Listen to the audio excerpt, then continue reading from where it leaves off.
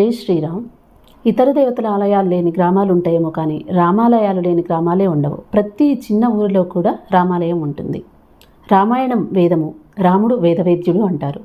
రా అనగానే పాపాలన్నీ బయటకు పోతాయట. మా అనగానే పెదవులు మూసుకొని ఆ పాపాలు మరలా తిరిగి లోపలికి ప్రవేశించకుండా ఉంటాయి అని అంటారు. మనం మంత్రాలు చదివేటప్పుడు కేశవాయ నమః, నారాయణాయ నమః, గోవిందాయ నమః అని అంటాము.